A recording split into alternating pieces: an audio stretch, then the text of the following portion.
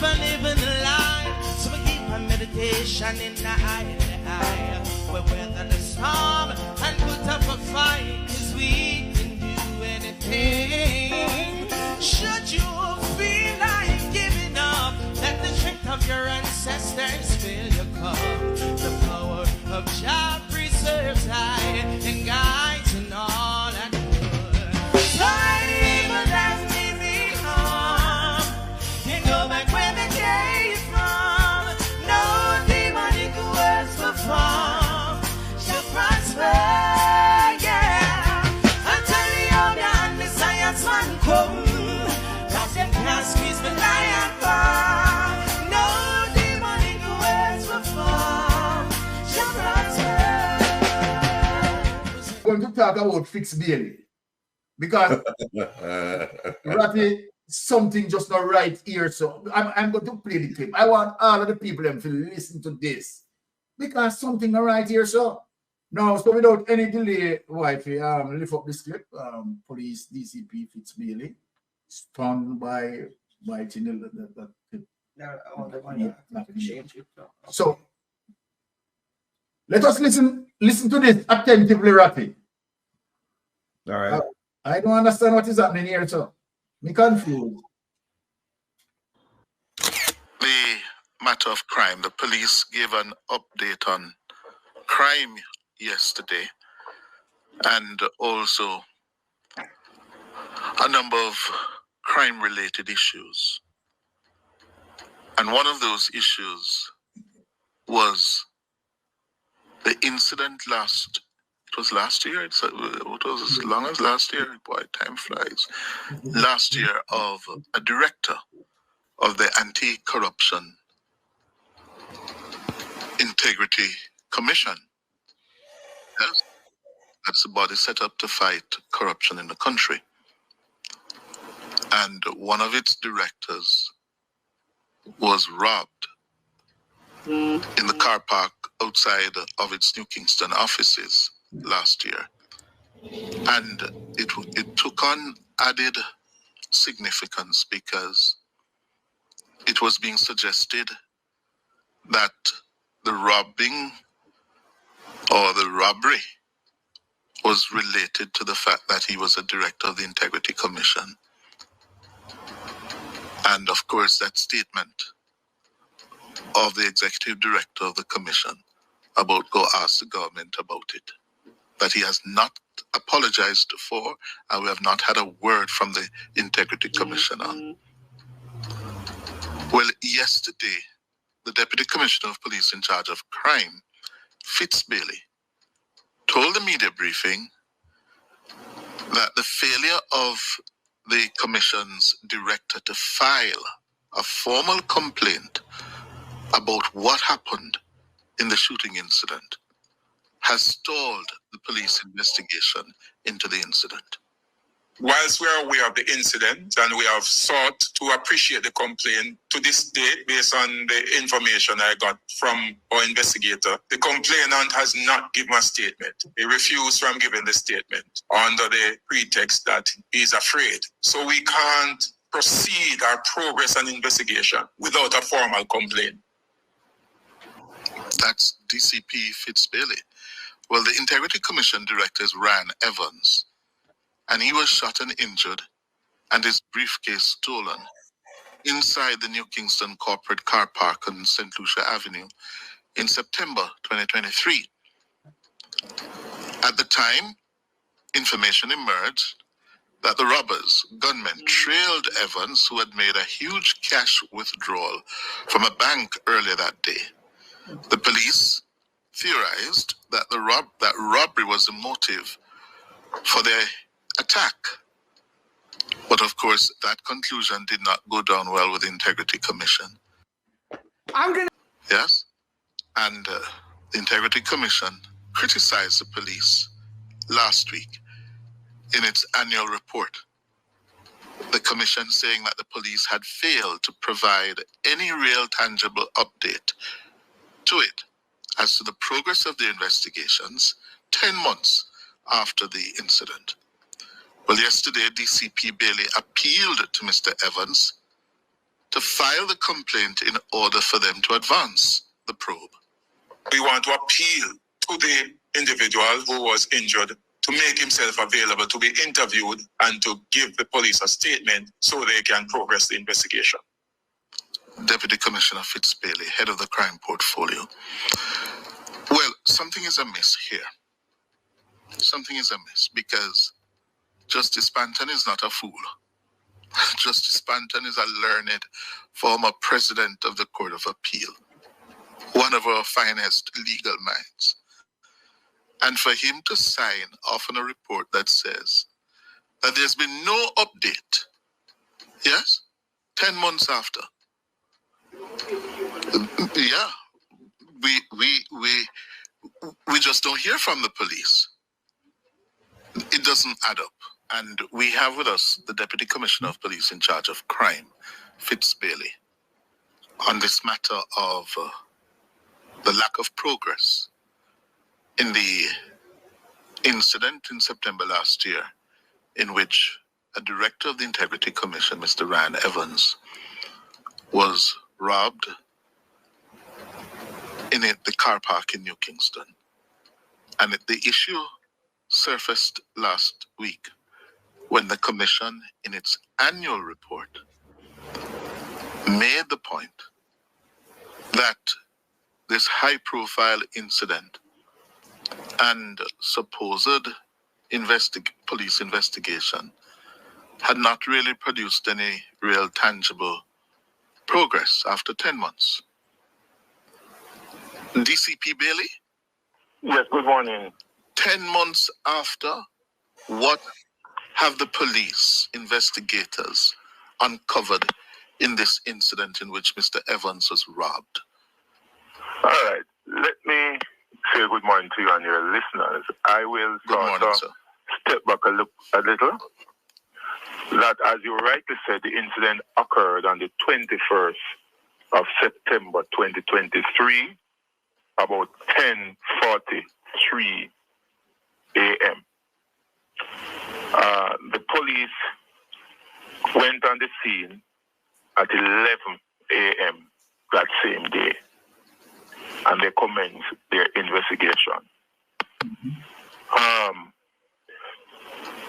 About 1 p.m. that same day, Mr. Christie, the executive director, another member of the Integrity Commission, were updated on the status of the investigation by acting ACP Clean March at that time. On the same afternoon? The same afternoon. Uh-huh.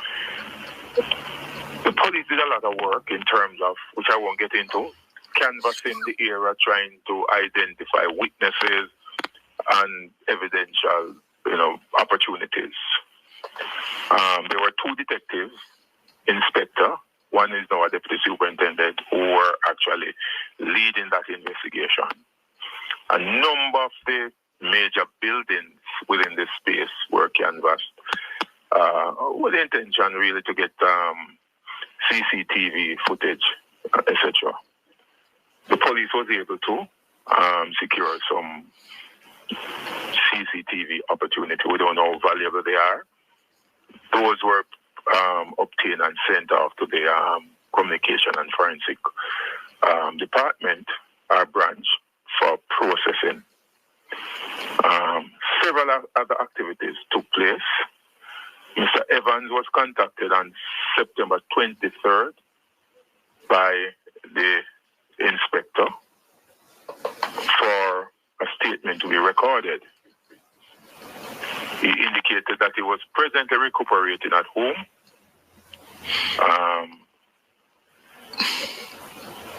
Several other activities took place. The same day when Mr. Evans was contacted and he said he was recuperating, on the 25th, actually, the police went back into the space. They did a lot of work. And on that day, the team again met and updated Mr. Greg Christie, Executive Director of the Integrity Commission.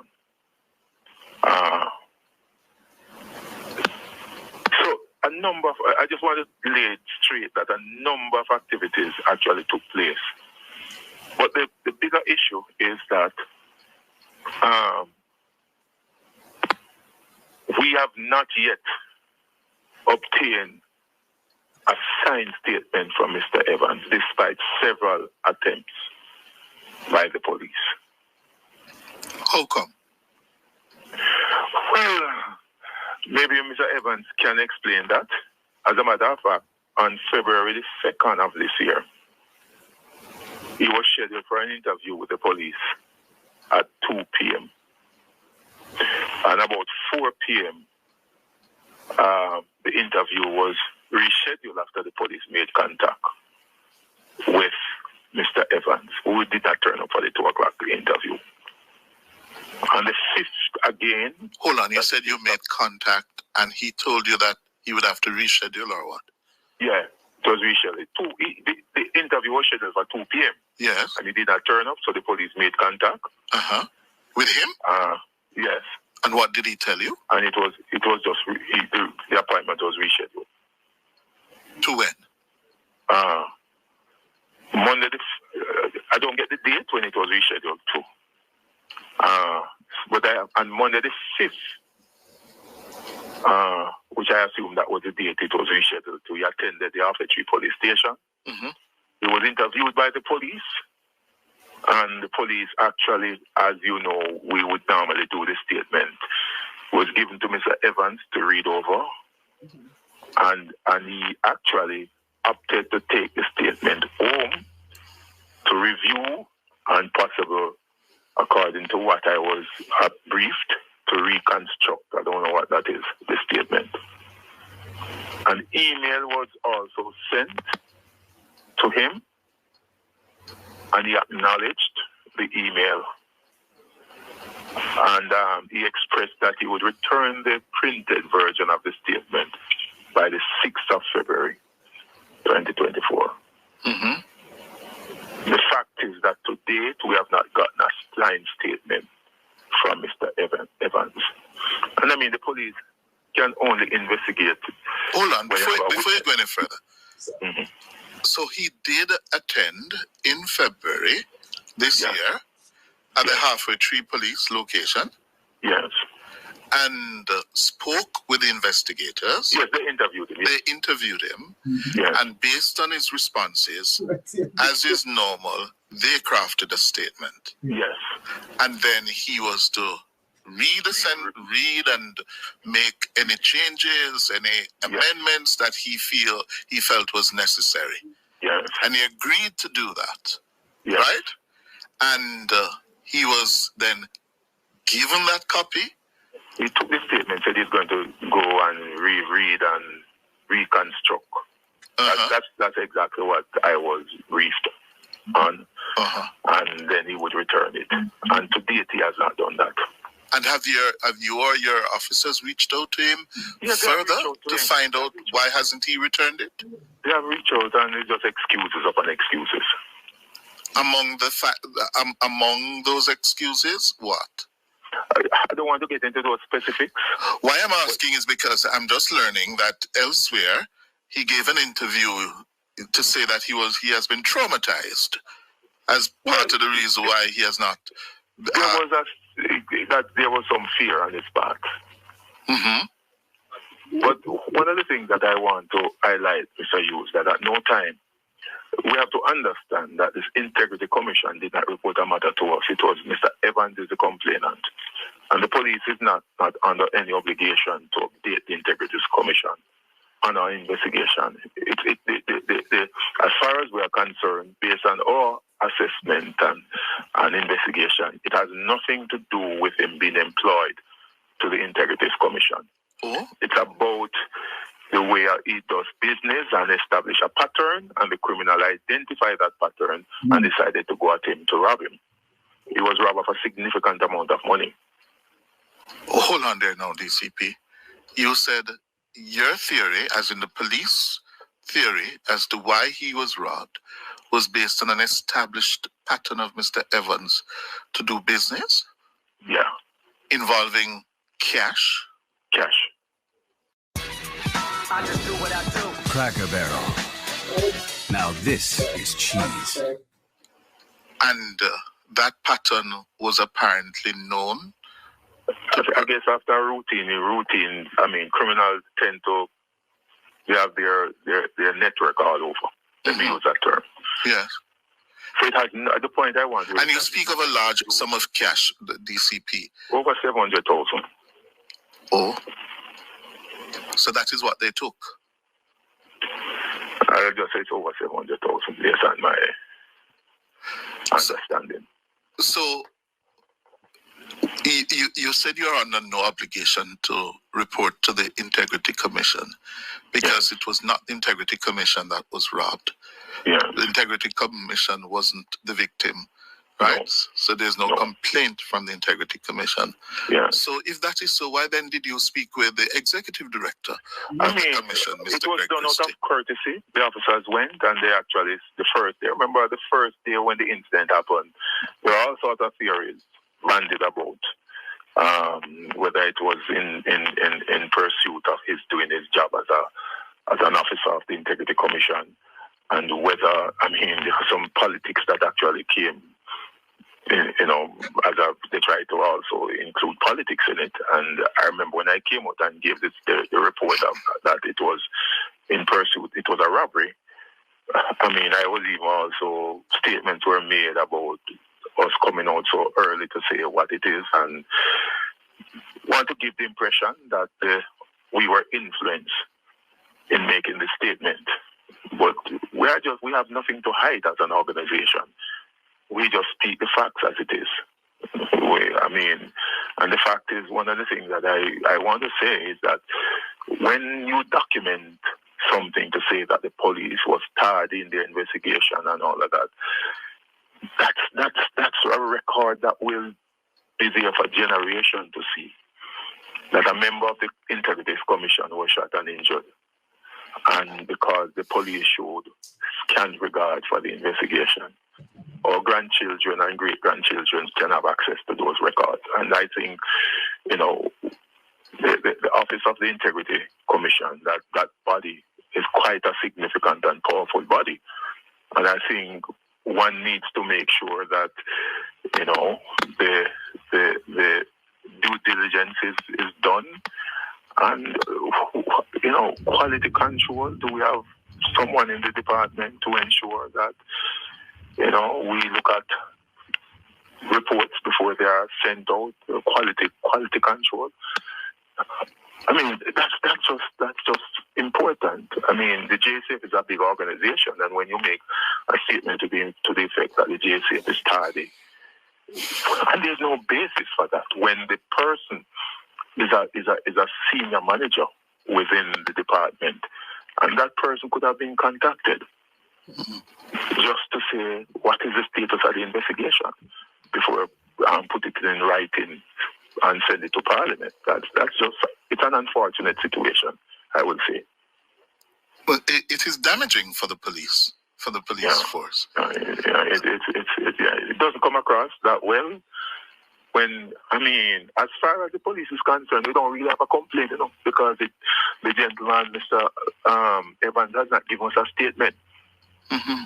If we want to drag our mind and to be, he could have been shot by anybody. Yes. Well, let me ask you, DCP, can you hold a few more minutes? Let me just take a quick break and come back. Stay with us.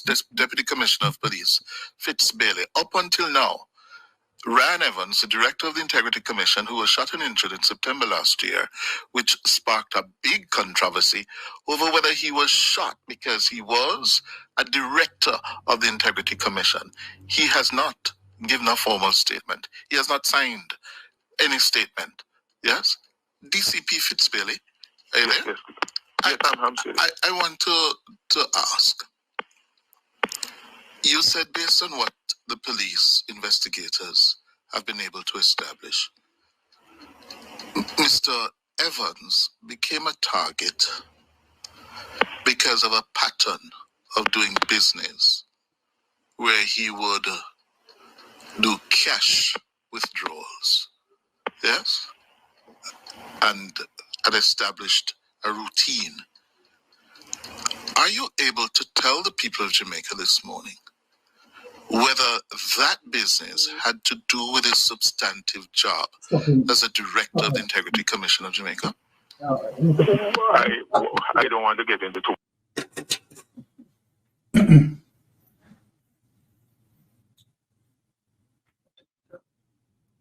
Ratty. What are you doing, Ratty?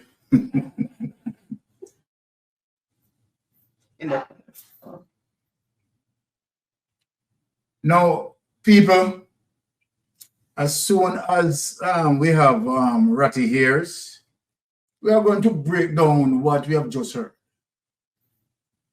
Because this is madness. And obviously, we are going to show a pattern of Fitz Bailey tardiness in dealing with certain investigations. So, as it relates to the director of the Integrity Commission, right? Ryan Evans, as it relates to Ryan Evans. We have seen that Ryan Evans is actually complaining about the same tardiness where Fitz Bailey is concerned.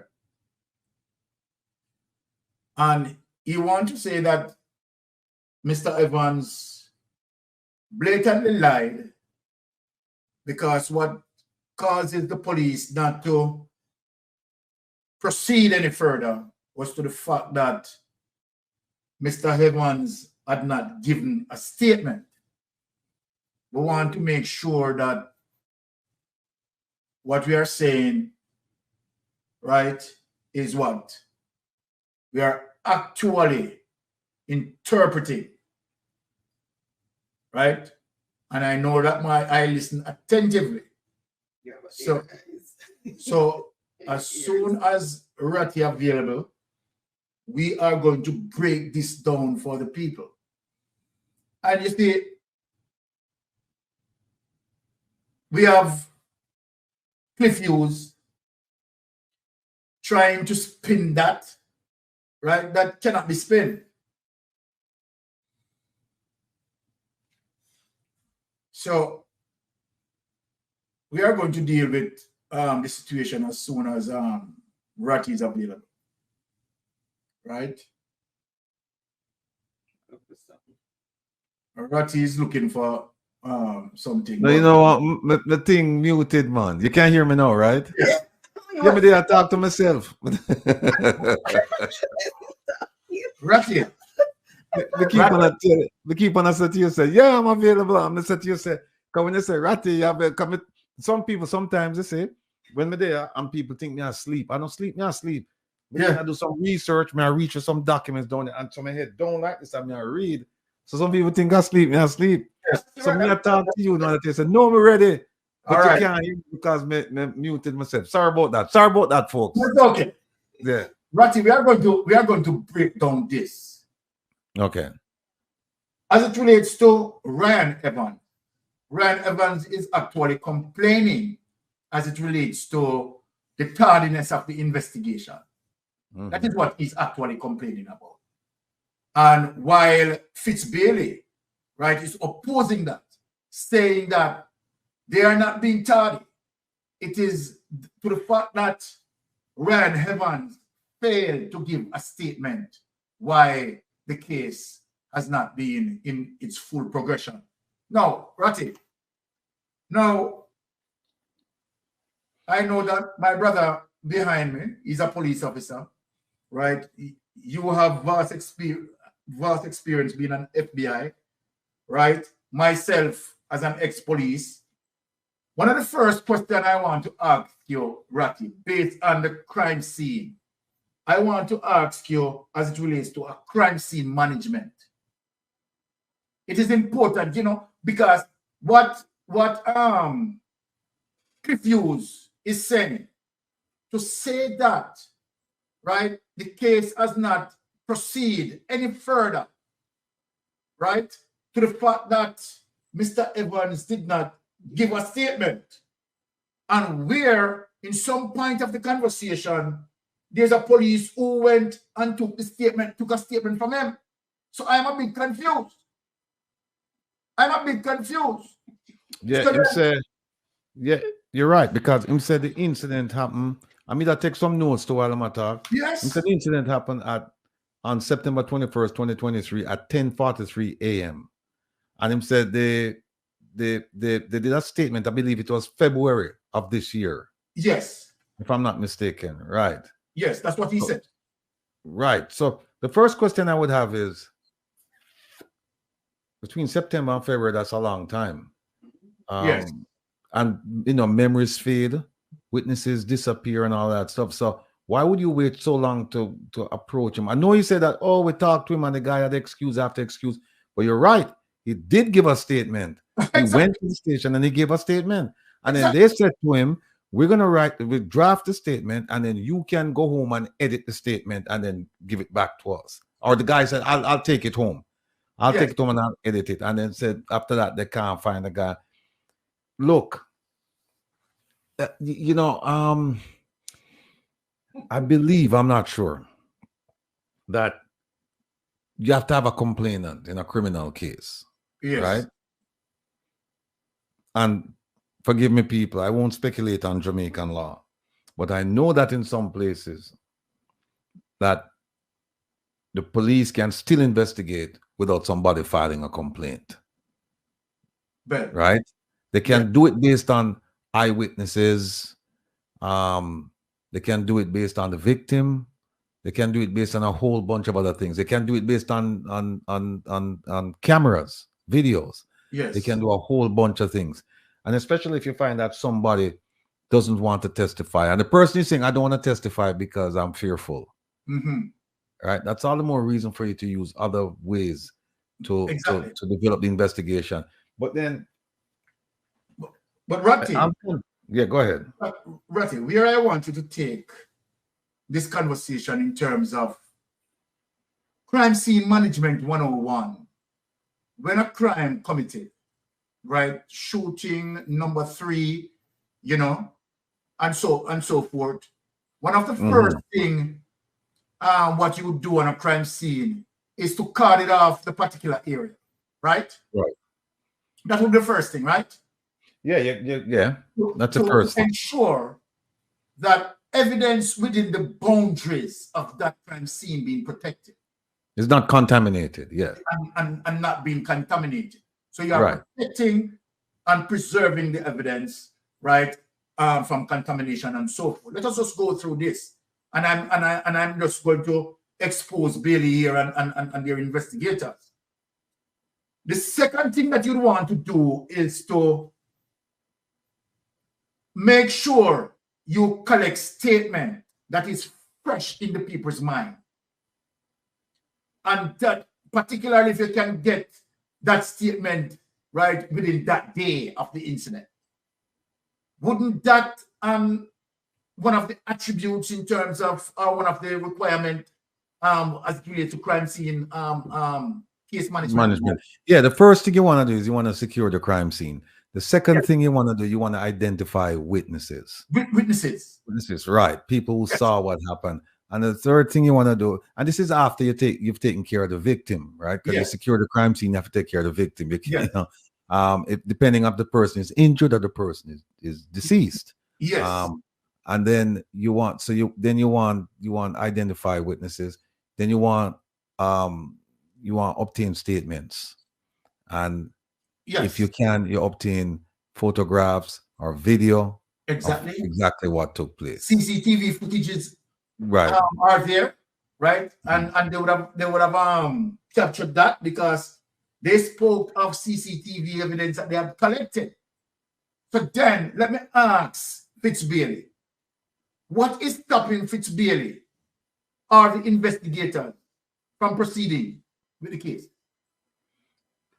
It shouldn't. And I was looking for something here, but my phone full up and I can't get to it right now. But it's a statement made by the former, not the former, the Minister of National Security, who said that Jamaica have some of the finest investigators, right? Jesus. And so you say, okay, well, if that is the case, then so what's stopping them from conducting this investigation then? Exactly. You know, and they've been trained, but practice becomes perfect, and they have some old habits, and they go back to the old habits, and so that's why you find that if you notice, the DPP or the ODPP, that office loses a whole bunch of cases based on this. Okay. Contaminated evidence. All right. Based on that, contaminated evidence. Hardiness within an investigation now. So I'm going to play a next case.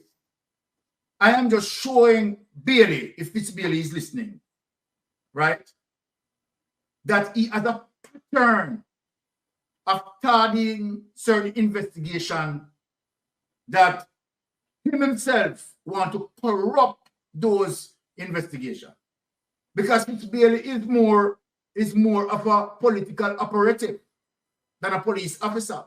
Now, look on the following case that I am going to present next, because the tardiness that goes into, you understand, Mr. Ryan Evans' case, the director of the Integrity Commission, right? It is not only his case that level of tardiness shown. Let us play the next case to show the next level of tardiness, and we have many more that we can play. But let us pray and ask Fitz Bailey, right, what is wrong with that case? Because Mr. Evans is not telling any lie. He's outrightly tardy in this case. Now let us play the next case as it relates to, and then we speak. Ratty, Ratty, you're supposed to know which case I'm going to play now. Hit me. All right, I'm going to hit you now. This is which one you're talking about.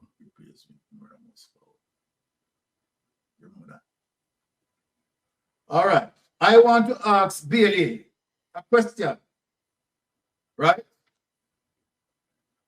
Why is he tardy in this case? Because he's shifting from what Mr. Evans said.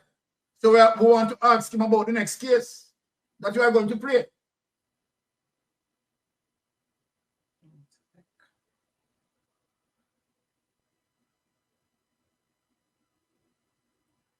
That's not it. No, that's not it. The case that All right. Big clue.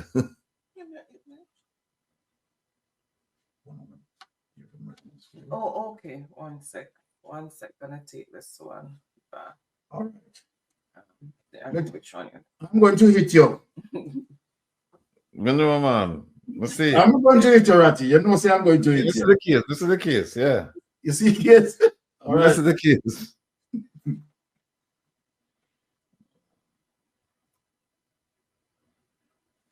Teach them. I know, but I'm trying to find. So I want to ask this one. Yes, I want to ask Fitz Bailey, right? If he's not tardy in this case. So hit it, honey. He had been suspended from practice by the General Legal Counsel. After being found guilty of professional misconduct, it came as no surprise to many.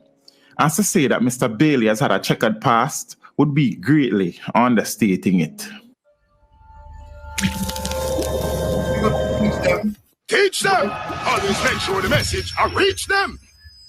In this latest checkmark against the attorney, the GLC made the disclosure that the order, which took effect on the 13th of April, was made by a panel of its disciplinary committee after hearing evidence of a complaint brought against Bailey by one Melissa Golding.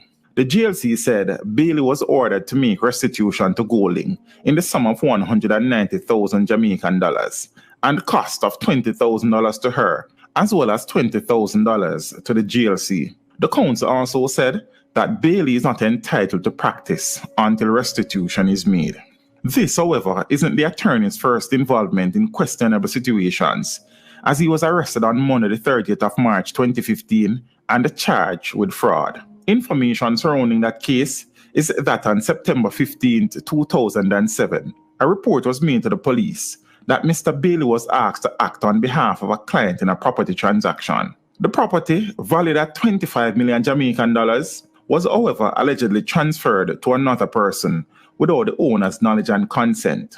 As a result, the police commenced the investigation and Bailey was subsequently arrested and charged. Bailey went on a trial for fraud in 2017 after he was accused of defrauding St. Catherine businessman and land developer Stafford Dixon in a land deal. Prosecutors alleged that between 1995 and 1997, Mr. Bailey sold a 22-acre property in St. Catherine on behalf of Mr. Dixon. The land was developed into a housing scheme, but according to Mr. Dixon, he did not benefit from the sale. Mr. Dixon testified that he did not authorize the transfer of the property and that this was done by the attorney without his consent.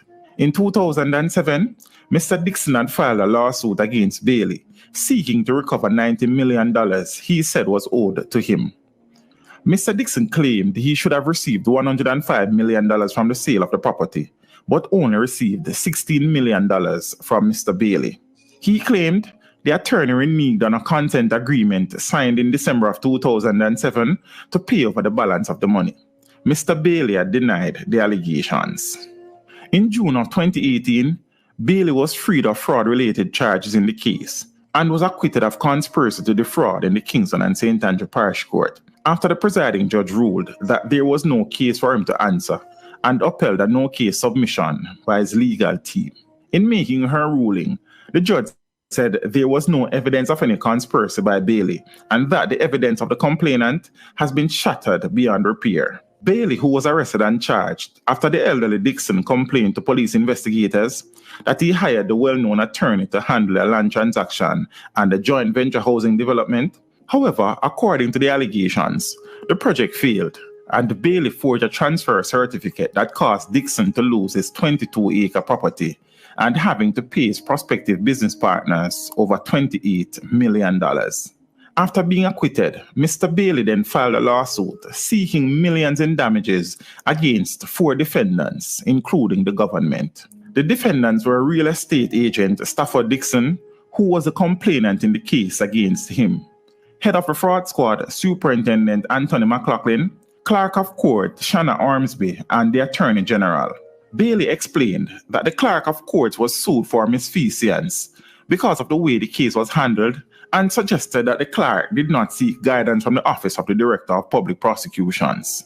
Bailey was seeking damages against all the defendants for malicious prosecution, as well as special damages of $2.5 million.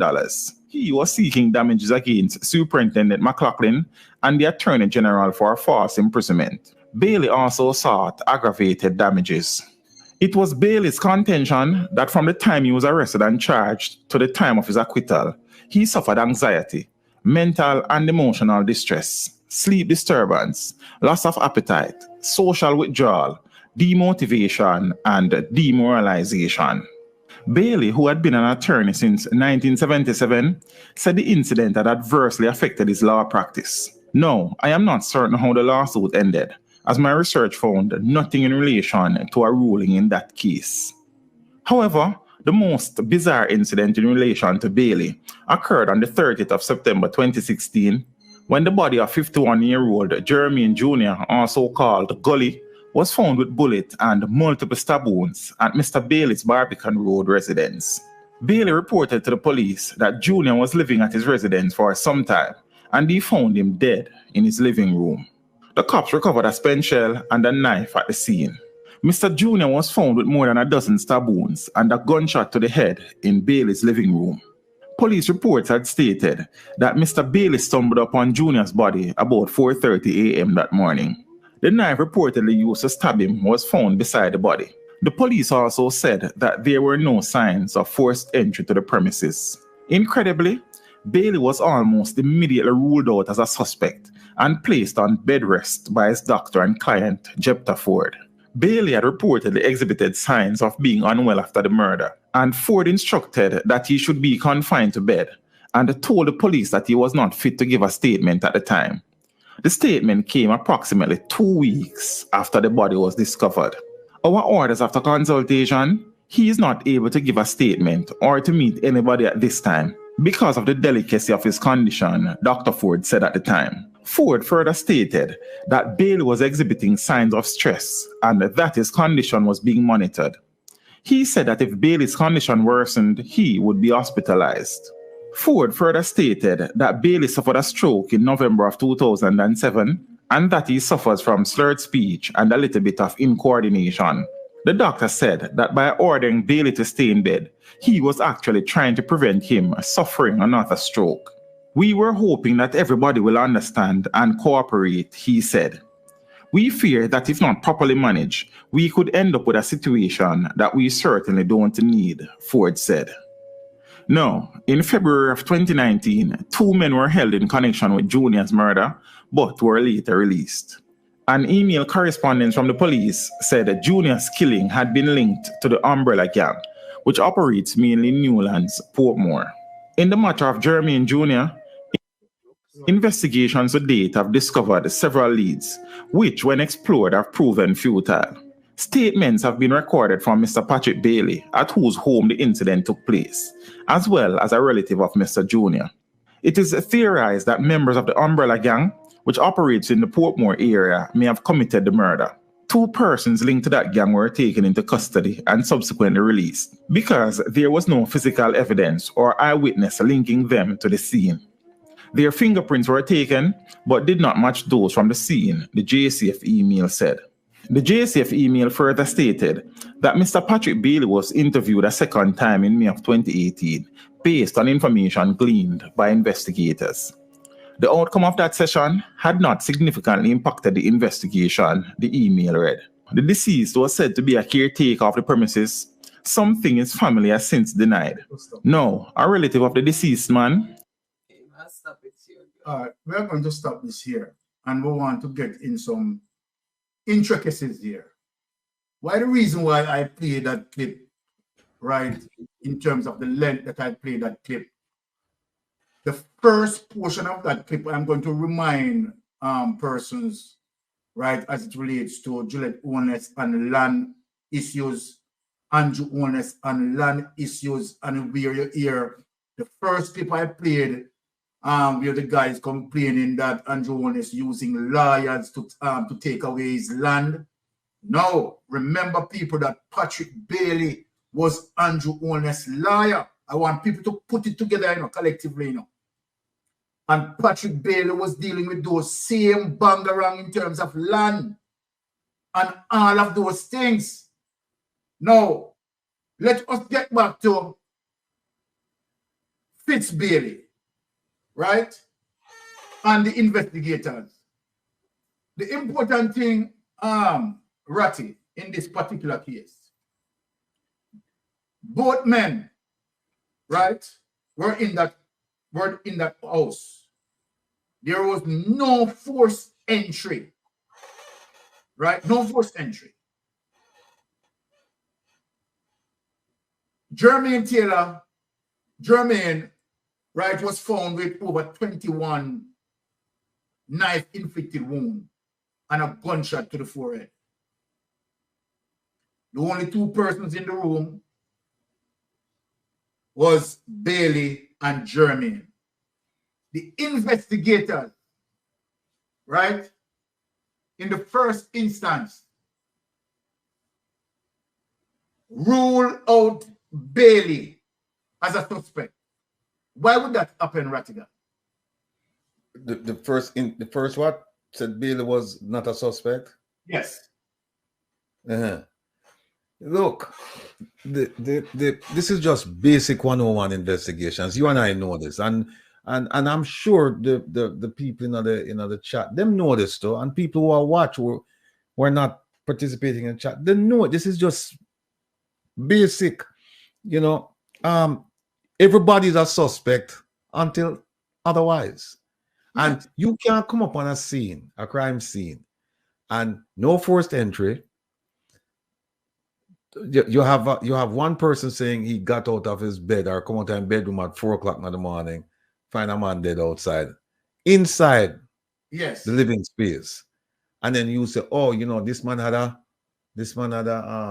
stroke several years ago. He's anxious. We don't want him to get another stroke. with this, with that, and so we have to confine him to bed rest, and we're not going to really take a statement from him. I think they take the statement 2 weeks later or something like that, and then rule him out. This is poor police work, poor policing. This is not supposed to happen, and this gives, and that's why, you know, when you hear the Minister of National Security saying that they have some of the best investigators, you have to laugh, because no, we're talking about a senior police officer. You're talking about Mr. Fitz Bailey. No, yes, you're not talking about somebody who just got on the force, right? Exactly. And what we're seeing is, and I've met Mr. Bailey already, and in fact, he gave me some advice about an issue that we had, an issue we were working on, and it was pretty good advice. It was pretty good advice. So I'm disappointed when I watch him over the years, because he's devolved into something that I don't recognize. The person that I met a few years ago, I met him in 2018, I think, and the person that I met, to look at him now, is nothing like the person I met. Yeah, he dissolved into a political operative. At the time I met him, he was in charge of CTOC. Yes. Right, and then he moved on. But you know, all this stuff, I'm very, very disappointed in the way he's handled himself. And again, you've produced 2 cases now, but then there's also the case of the Boscobel, the airport at Boscobel. Exactly. You know, and we have many, many more cases. In fact, many more cases. Many more. In fact, tomorrow I'm going to start a series where we say unsolved mysteries. Yes. And we start showing things, cases and things, you know, just missing. Like, you remember that beach just missing? They stole all the sand from the beach, and the police can't figure out who did it. And we have a whole bunch of murders. They can't figure out who do it. And yet still we have these people running the national security architecture in Jamaica.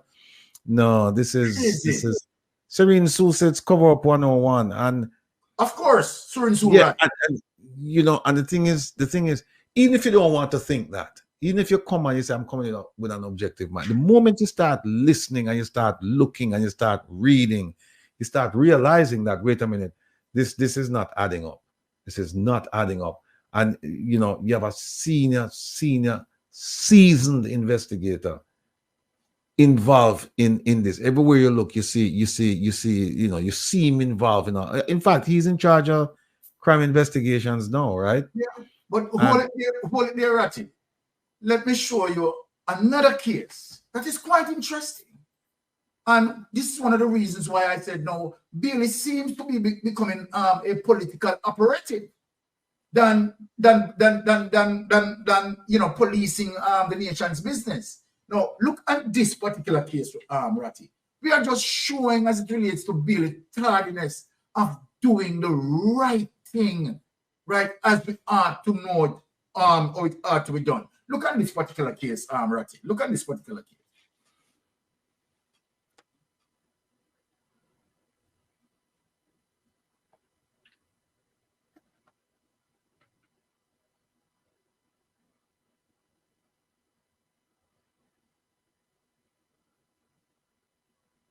All right, so that is coming up.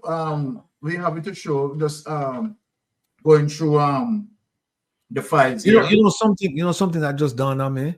Yes. with the gentleman, they shot the commissioner, the integrity commission person. One of the things that should have happened when they secure the crime scene is to collect evidence. I wonder if they collected any evidence from that crime scene, and if so, what?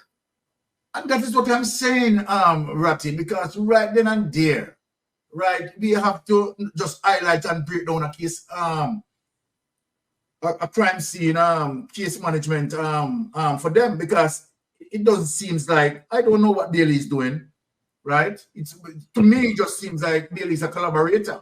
Look at this case, Ratty. All right. In fact, the postmortem was done today, and it is reported that the cause of death was due to strangulation. It is not really surprising to us because as we reported previously that we did not suspect any foul play in his death. The fact is that we are still conducting our investigation. Our investigation is not closed. We have not seen any evidence that there was any third party traveling with him, or we can, there's no reason to have any suspicion that there was any third party at the location. But we are still doing our investigation.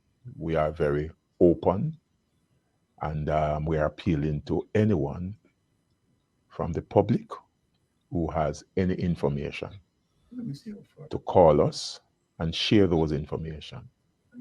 They can call 881, that is the NIB tip line. They can call 311, which is free, or they can call 119.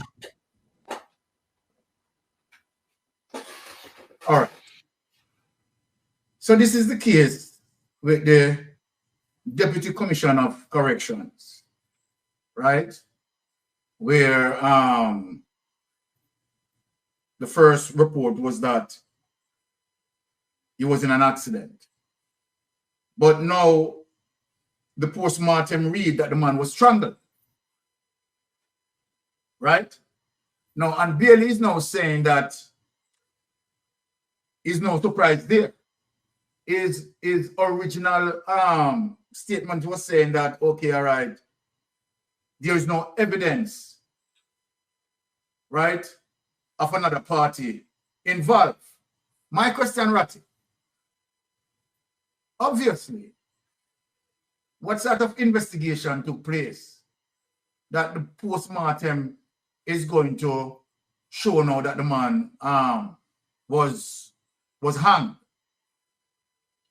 I am saying in terms of the investigators did not view the body and to see that sort of imprint or markings, Ratty. I don't understand that. I have a big problem with it. The fact that this man, in my deputy commissioner, when stationed out at GP, I think, yes, and end up all the way off a spiritual hill and fly over, careen over the precipice, and yes, that wasn't enough. Him get up and come out and can then go find a tree and hang himself. Yeah, this makes absolutely no sense. And then he's saying that we believe it, and we don't believe that there's anybody else involved, but we're going to continue with our investigation. And I'm saying then if you believe it and you don't have any other evidence, then why not go and work one of the cold cases then? Take your resources and go work in another case, because you're saying this case is finished. That's what he's saying. And this is a problem. You know, if you ask them how much investigation was done after you said that, I am willing to bet that you're going to find out not much was done, because this is, again, you remember when the plane crashed off of the coast of Clarendon? Yes. And no, the contents disappear. I guess it was a ghost plane because them can't find anybody. And then them come back. I think the Minister of National Security come back later on and say that the people who were on board, they left. Something to that effect, that they left. Right, let me ask you, with that case, wouldn't that at least the black box missing? It was missing. It went missing too? Yeah, the black box was missing. That's what I've been told. The black box was missing. And then not only that, the crime scene was a mess, because when the plane crash landed, I'm being told, I have been told that when the plane crash landed, people got off the plane, cargo was removed, and everybody, and I was also told that the plane was expected to land there. It was not crash landing like out of an emergency. It was supposed to, where the plane landed, the plane was supposed to land because there were people waiting on the plane. That's what I've been told. Wow. Right? And that kind of makes sense, right? Because people just disappear and cargo disappear, and if it was truly an emergency, maybe the people would have gotten out and run, but people would have seen them and would have pointed them out. And then the cargo, how would they take the cargo? Because the plane, the way the plane was configured or reconfigured, it suggests that it was carrying some form of contraband. That's what it suggests.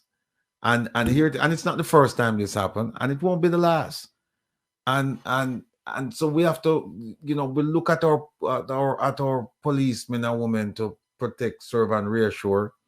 And then you pull up a case like this, and again, you're not talking about a junior officer. You're talking about a senior officer. And I'm telling you, if I could sit down with Mr. Bailey, I'd sit down with him and say, brethren, you're not the person that I thought you were. You just take a look in the mirror and look at yourself and really consider whether or not this is for you, whether or not you really think that you're doing a disservice or a service to Jamaica, because it's a problem. It's a big problem. And time after time you hear him come out, and the one with the case with the people in with the cocaine over at Ian Fleming, he came out and said that we're on the verge of making arrests. And again, you know who should bear some of this blame here? The media in Jamaica, the journalists, because they don't follow. Everything is a 9-day wonder. They don't follow. Yeah, because if I should get him on the program, I'm going to ask him about the thing in a Clarendon. I'm going to ask him about Bosco Bell. I'm going to ask him about the spiritual thing. I'm going to dig, and I'm going to find a million cases. I'm going to ask him about them. I'm going to ask him about the stat that says in 2020 they had completed the investigation on less than half of the cases, half of the murder cases, I believe. I would ask him all of these things. They don't ask him. They give him a free pass, and so him just do whatever he want to do. And that's how they operate. They just do whatever they want to do. But you know what? All this soon come to an end, All this cannot continue like this. Cannot continue like this. So right. And it goes back to the electorate to make the change. So we are showing the electorate all of what we can show the electorate so that the electorate can make an informed decision. Because it's only the electorate right now that we are depending on, right, to change the route of this. Now, Ratty, I want to say big thanks. Yes, pleasant afternoon, caller. You are on Mystic Sensation Live. Can you just turn off the device in the back there? Yeah, I'm turning off a little bit. I still listen to you. All right. The big up you and your queen and Ratty. Yes, man. Blessing.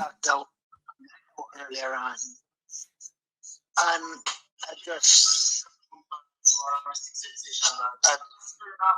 want to say thank you again for the great investigating work you guys are doing. Yeah, man, you're welcome, my brother. It's annoying, it's fatiguing to see the road that we are going down in Jamaica. It's sickening, to show how blatant this administration is just operating in some corruptive way. Definitely. And it's like no one can stand in their way. It's sickening, real sickening.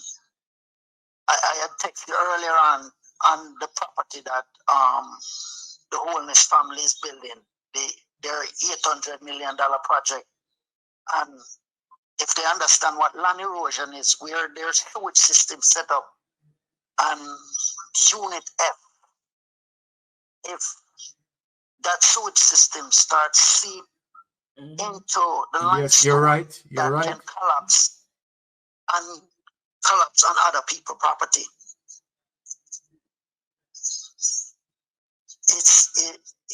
It's so much thing that when I see you and Ratu was reading out, there's so much violation. So much. It's sickening. It's so sickening. There's no way that project should. There should be a cease and desist on that property, on that building. You're perfectly right, sir. Everything should stop right here. Perfectly right. And there's no one, as again I said, no one is standing in their way. this administration is getting away with so much things. It's unbelievable. Unbelievable. Unattainable. Unbelievable. It's just, whoa.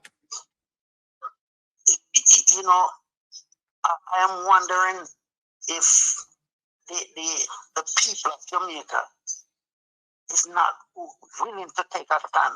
As a matter of fact, today I was watching a thing where I see it's only the people in St. Mary now taking a stand, because the beaches, everything that belongs to the citizens of Jamaica, because the government is there to serve and protect the citizens of Jamaica, and they're not even doing that. They're doing the opposite. And nothing.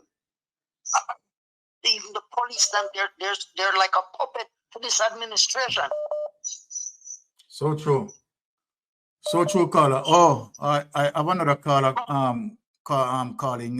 Just go ahead and make your final statement, and let me just give another call. What I'm trying to say is, how much longer? Because the diaspora is doing their work. Yes. And we're trying to, but the citizens of Jamaica is gonna have to take a stance. You're so right. So I just want to big you guys up again, man, and yes, hopefully, we can, with even prayer, some change can make. Yes, we all have to pray. We all have to pray and vote. Yeah. Pray and vote. Right, that is the essence. We have to vote. I wish we here in the diaspora could vote. That would be a great asset. Yes. If we in the diaspora could vote, it would be a great asset. Well, as a matter of fact, you have persons in the diaspora voting, Yeah, man. You have they go home to vote. They go home to vote. You have persons who been enumerated, right? And they go home and vote. Okay, so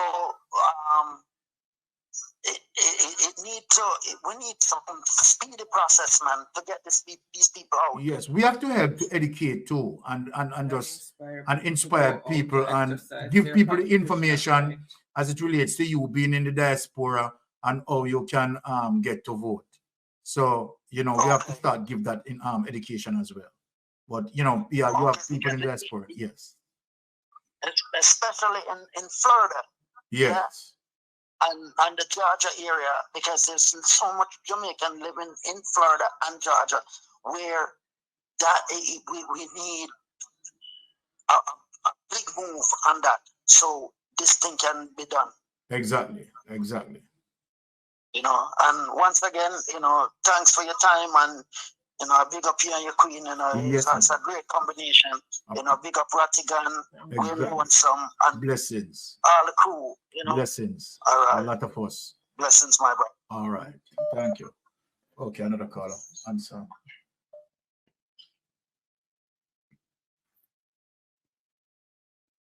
Yes, caller. Thank you for calling. You're on Mystic Sensation Live. Go ahead. Yes, good night. Boy, my friend, what one? All right. Yes, good night. Good night. Before we start to talk, everything is okay in your deck of foods there? And not everything, but okay. Me I give that thanks. Yeah, man. I've lost half of my roof. Whoa. Half of the house have gone. And me lost the biggest lot. It wasn't big, but me lose 6 big pig. Whoa. Big pig, yeah. Mm. Now, God give and God take. Yes. Right? So me lose one that and come back stronger. Exactly. Anyway, I love the spirit. Thanks for everything you want to do. Yes, man. I want to give you hope. And Beryl is an example to show the Jamaican people more. So the ruling party and its leader is terribly wicked. Oh, Jesus. Everything happens for a purpose. Everything happens for a purpose. Beryl to show them, say, guess what? on the past shaky ground. I remember now, Jamaica is in the path of hurricane. Yes. We might get earthquake. So we should be prepared. There's nothing prepared. Nothing at all prepared for the common people during this time. And yet them boast but they have much $1 trillion this and then this will the man go around CNN and at zero say you have 900 shelter. That means to say Jamaican people them not live nowhere. Lie, Them man. hot them live in hot them live in right? And when a little help to come, them are politicizing. We see one big list when them are send for all boat. Right? So how you feel have so much sitting and you're so desperate? Eh? You're so desperate. Right? And I want to tell the diaspora people, big thank you.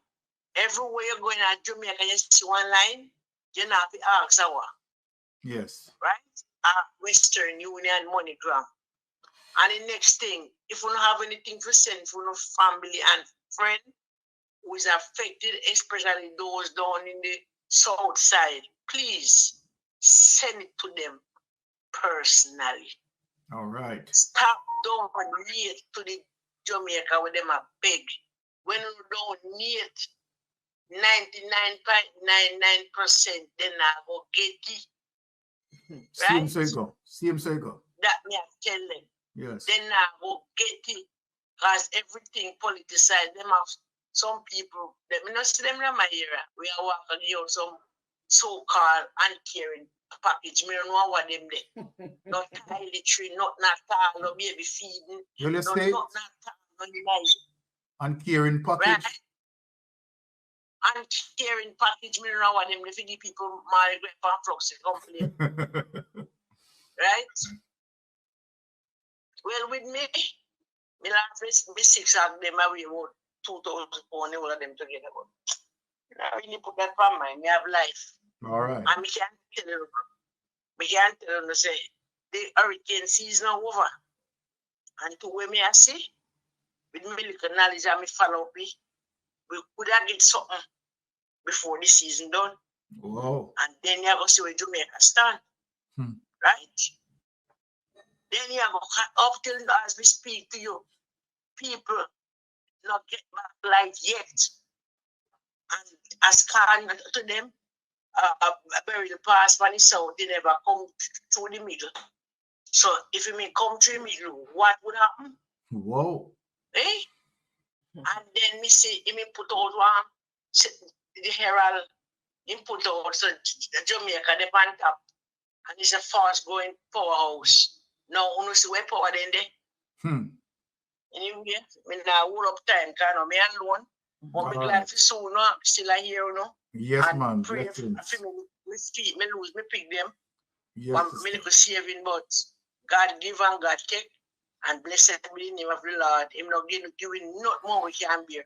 Sometimes God put we down for make we know who we are and what we are doing and I feel do it better. That's so so me true. can stall and me can strong. And people, the change we seek is in our own hand. Jamaican people, for your children, even yourself, I don't know long life lasts. The change we seek is in our hands. Come on, wake up, take a stand. Have a blessed night, Mr. and Mrs. Mystic. Thank and you, thank you guys for you continue to do your good job. Because you have other things to do, other places to go, and you spend your time to educate us. Things that you teach me personally, me not get your school. So, big up on yourself. We're going to Jeopardy. Thank you, sister. All right.